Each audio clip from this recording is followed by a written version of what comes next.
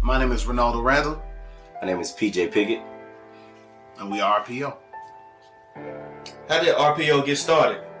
Well, RPEO actually is short for Real People Educating Others. And it got started because in growing up, myself and Ronaldo, we saw a lot of speakers come into the schools when we was in middle school and also high school. And they came in suits, shirts, and ties. So where we come from, we consider that streaky clean. So we felt that those individuals didn't know and couldn't relate to the environments that we grew up in. We grew up in drug-infested communities, so our people wasn't used to seeing anything like that. So one of the things when we started Real People Educating Others was we wanted to go into the school systems and we wanted to be able to relate and had that rapport with the kids, the student bodies, because we didn't want those same kids, today's generation, to be looking at us, like we looked at those individuals when we was growing up. And then again, we came from both backgrounds.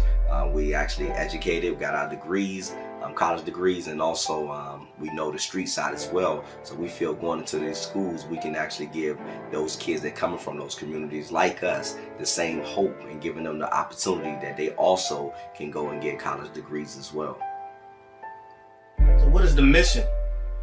So the mission of RPEO, we were founded in 2008. And so the mission really was focused on socioeconomically challenged, disadvantaged, and at-risk youth. And we really wanted to make an impact on those individuals' lives. And like PJ mentioned, we wanted to show them that you can be successful and really still be cool and really still serve your communities. And so after doing a lot of work over the last 10 years in the communities and serving those type of people, what we ended up doing is we ended up focusing on 4 different pillars. And so the pillar number 1 is mentorship. And so that is germane and necessary for any type of organization like ours, right? When you're serving the community, when you're getting in the community, you're trying to show people a different way of life. So building that rapport.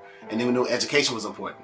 And so our title is Real People Educating Others. And when we looked at education, we didn't look at it like the formal education necessarily, but the core definition of education is just teaching somebody something that they don't know. And so we needed that because that's what we were doing, educating them in a lot of different ways, both formal and informal. And so then we had service. And so we had always had servants' hearts. That's what we do. This is a labor of love. And we needed them to know that they needed to also serve, even in pulling people up, even while they're climbing. So service had to be in there. And then we tossed in extracurriculars, which also was important for us because we realized that sports is one of the things that really got us out of our communities, got us active and engaged, and really taught us how to be leaders, taught us how to win, and really got us to college, right? And so that was that gave us purpose in that season of our life. So the 4 pillars are mentorship, education, service, and extracurricular activities. All right, so what type of events does RPEO do for the community? Well, our goal is, as far as events, to do something year-round. So our first event that we do is in July. We actually partner up with James City County Parks and Rec, and we do a free football clinic. This football clinic is actually a 2-day event, and we actually have a host of athletes that actually played with us in high school come back in town. Some of them live out of state. They come back in town and actually volunteer their service. Next event after that one is usually in July on our birthdays actually. And then in August we have really what's our largest event, which is a back to school giveaway where we've given away anywhere from 500 to 1,000 book bags, and we're serving probably double that in terms of people because those are just the young people. And so we have blow ups, we have haircuts, a local barbershop Visions comes out and does that. We have a local business owner, Corey Country Kitchen, that comes out and does the food. We have face painting, and so it's just fun for the whole family. But it's also a way for us to figure out what the needs are. We have tons of giveaways. We're giving away tablets, shoes, gift cards, and so it's just a really great event. And so we've evolved that event a bit because it's just not about serving the kids and giving them book bags. We make sure that they get a mission they walk away with while they're there and what we want them to do this year. And we also are making sure that we're serving the whole family. Also, we have Thanksgiving. We have our Thanksgiving event, which we do every Thanksgiving morning.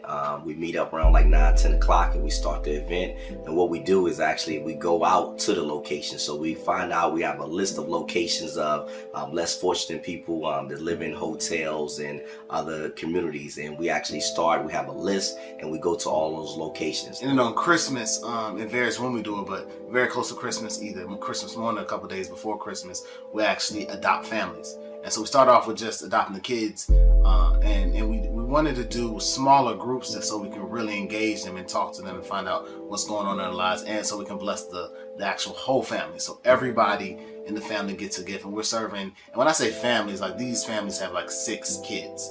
And so we're serving the families, and we're also serving the parents. So everybody in the family gets a gift. The parent gets a gift. They get a meal. We get to fellowship with them. And then we also keep up with them. And outside of those events, we also do a lot of speaking engagements. So myself, I go to a lot of sports teams in the community, from middle school level to even high school level. And I speak to the sports teams, again, relating to sports is life, and just really talking about the importance of sports, and how, if I'm talking to a high school team, how they can transform that into when they graduate and go to college, or even just come into their career and be in the workforce, they can relate to sports as the same thing as in their job as well. So we do that. I know Renato actually goes to a lot of speaking engagements on a college level, and speak as well. So we do that on our spare time outside of the events that we mentioned. And we, like I said, we just keep on going to schools and just really hoping we can just really be a huge impact and just deliver a message and touch one kid at a time. We feel that our job is done. And we are RPEO.